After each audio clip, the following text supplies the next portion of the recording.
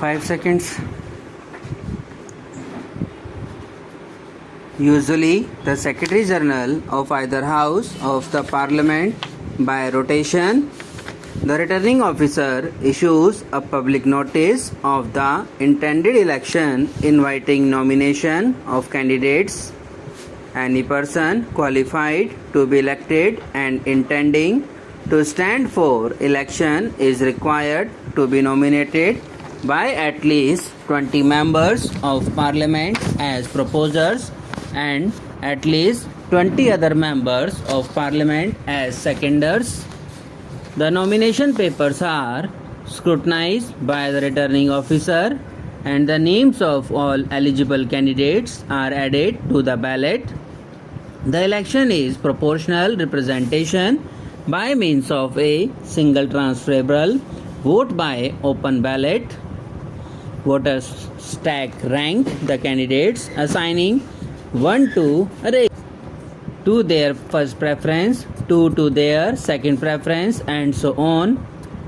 The number of votes required by a candidate to secure the election is calculated by dividing the total number of valid cast votes by 2 and adding 1 to the quotient by disregarding any remainder.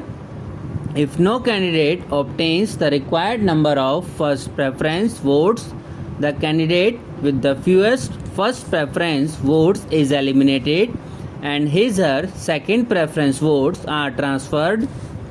The process is repeated until a candidate obtains the requisite number of votes. Nominated members can also participate in the election. After the election has been held and the votes counted, the returning officer declares the result of the election to the Electoral College. Thereafter, he/she reports the result to the Central Government, Ministry of Law and Justice, and the Election Commission of India, and the Central Government publishes the name of the person elected as Vice President in the official gazette. The Vice President may resign his office by submitting his resignation to the President. The resignation becomes effective from the day it is accepted. All disputes arising in connection with the election of the Vice President are petitioned to the Supreme Court of India, which inquires into the matter.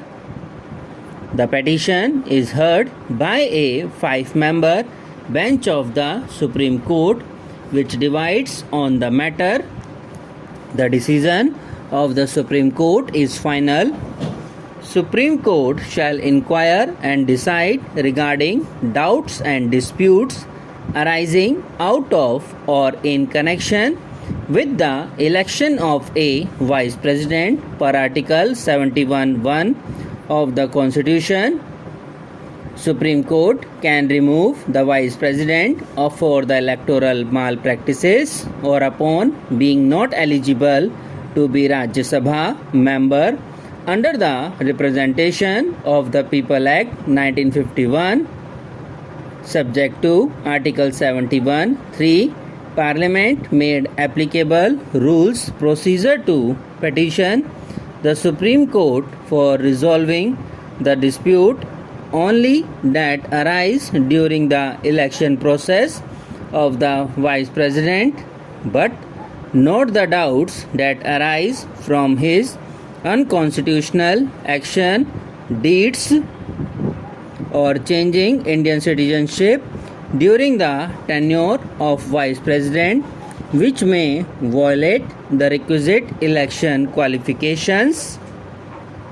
Supreme Court shall also expeditiously decide any doubt raised by which the elected Vice President could be ineligible to be Rajya Sabha member for the unconstitutional acts committed before becoming Vice President. Under Article 71(1), it is the responsibility of the Supreme Court to inquire and decide about the so-called unconstitutional acts committed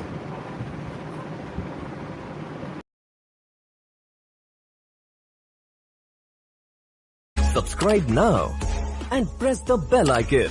Never miss an update.